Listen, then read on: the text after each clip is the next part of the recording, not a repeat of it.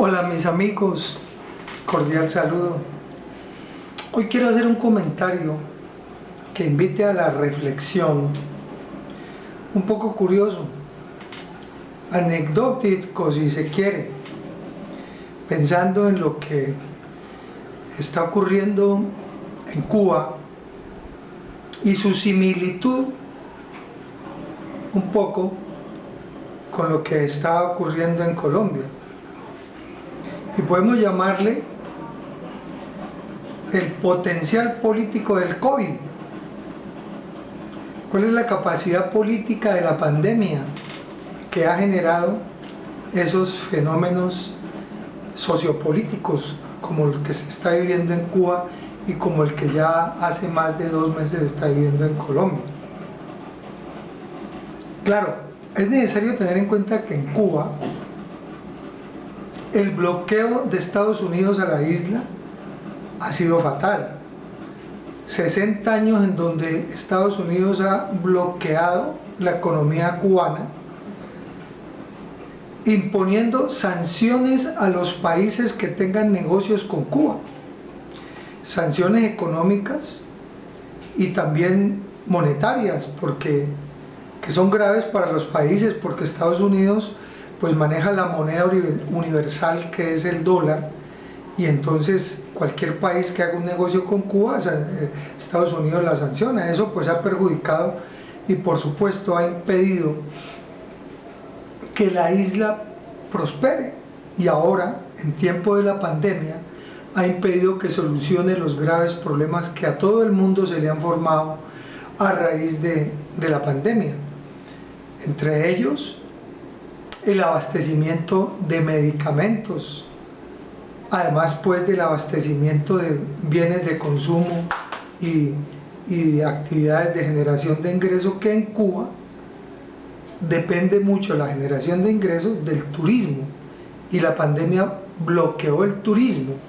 Entonces obviamente la pandemia, el COVID, se convirtió en el florero de Llorente, se convirtió en la última gota que rebosó la copa y generó la explosión social tal como está ocurriendo en Colombia. Allá hay otro fenómeno que también debemos tener en cuenta, que es el acumulado de tantos años, de muchos años, no solamente del bloqueo, sino también el acumulado de muchos años del sistema económico. Porque ya sabemos, y aquí en los comentarios en este canal lo hemos dicho, las economías planificadas tienen serios obstáculos e impedimentos para avanzar en su crecimiento y su desarrollo. Y lo vimos desde los años 80 en el oriente europeo. Las economías de los países orientales de Europa no fueron bloqueadas por Estados Unidos. Al contrario, allá estaban amparadas por, en ese tiempo, la Unión Soviética, con un núcleo en Rusia que les apoyaba. Sin embargo, esas economías se derrumbaron, y eso le probó históricamente al mundo que los sistemas económicos, con el mecanismo de la planificación como mecanismo operador del sistema, como mecanismo que hace funcionar el sistema, no es adecuado, por una razón muy sencilla: porque las economías planificadas no crecen y no tienen tampoco cambios cualitativos, es decir, no hay crecimiento y no hay desarrollo, porque las unidades económicas están burocratizadas, se han burocratizado. ¿Y todo por qué?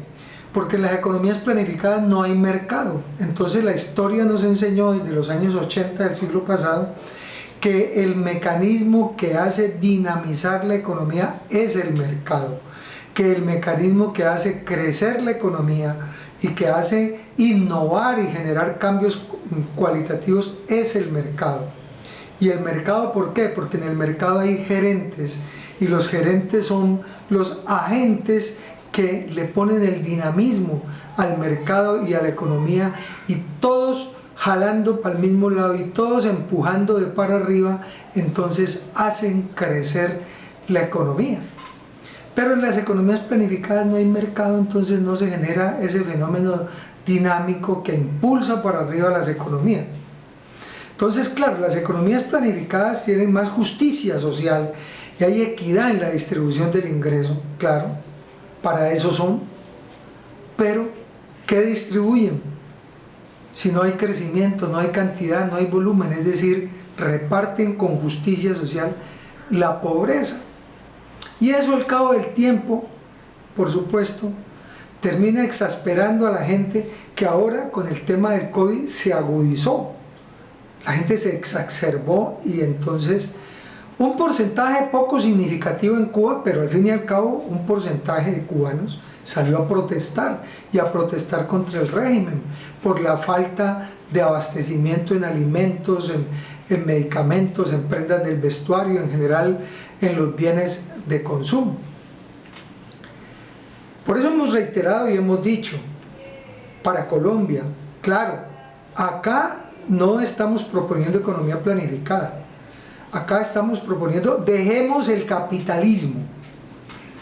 Lo que pasa es que hemos destacado la importancia del Estado como un instrumento de propiedad social que neutralice las injusticias del mercado, porque una regla, una ley, una característica inherente al mercado es que se genera la concentración de la riqueza en unos pocos y se expande la pobreza y se generaliza la pobreza en las grandes capas de población.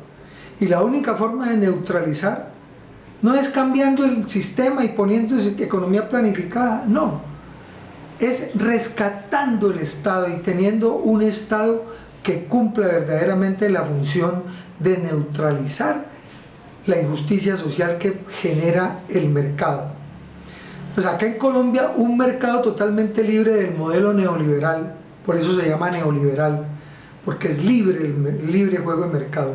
Durante 30 años también acumuló una cantidad de descontento que ahora con el COVID explotó. Ya lo habíamos dicho en otro comentario que hicimos referencia sobre la causa verdadera de la crisis, que el gobierno no quiere aceptar, se niega a aceptar, pero que es real y no la puede desconocer, que es el acumulado del modelo neoliberal que opera en Colombia hace 30 años. Por eso necesita otro Estado, diferente a este Estado neoliberal, además que sea honesto, correcto, otro Congreso de la República, etc.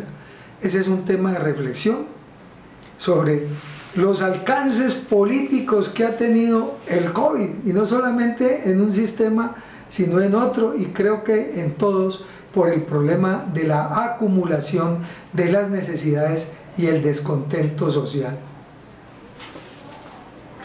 Seguimos hablando.